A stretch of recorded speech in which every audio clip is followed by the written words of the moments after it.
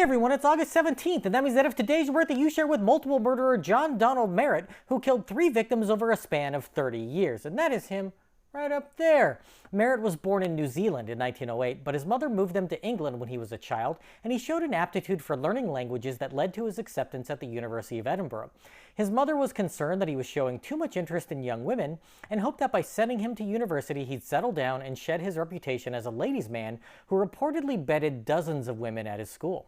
Her hopes were in vain, however, as he quickly dropped out without telling his mother. He would leave home in the morning with his books, then head to a local dance hall where he'd spend his day. After breakfast one day in 1926, their servants heard Merrett shout, "My mother has shot herself!" They ran to the room to find his mother laying on the floor, bleeding from a gunshot wound to her head.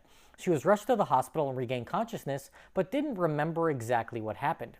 She died 2 weeks later, never revealing how she had been shot. The investigation took nearly 8 months, but Merrett was eventually arrested for shooting his mother once it was discovered that he had been forging her signature on checks to support his playboy lifestyle. The murder charge was based strictly on circumstantial evidence, so he was only convicted of forgery, serving 1 year in prison. When he was released, he received a £50,000 inheritance and married a 17-year-old girl who was the daughter of his mother's friend and changed his name to Ronald Chesney. He quickly squandered what was a small fortune at the time and moved on to blackmail and fraud to support himself.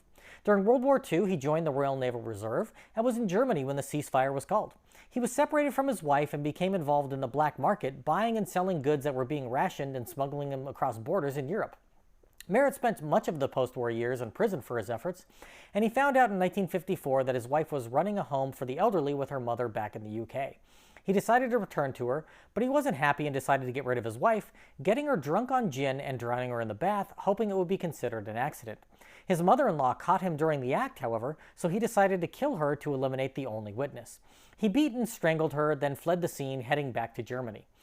Interpol put him on their wanted list, and when he realized he would soon be caught, Merrett shot himself in the woods near Cologne. An inquest determined that he was the murderer of both women, though no trial was held since he was already dead. Today, you can see his forearms preserved in formaldehyde at the Black Museum at Scotland Yard, upon which scratches from his mother-in-law are reportedly still visible. If this is your birthday, I hope you have a great day. Leave me a comment so I can wish you a happy birthday. If you know somebody whose birthday it is today, send them this video so they can find out all about their birthday twin. And to John Donald Merrett, I say, happy birthday, you bastard.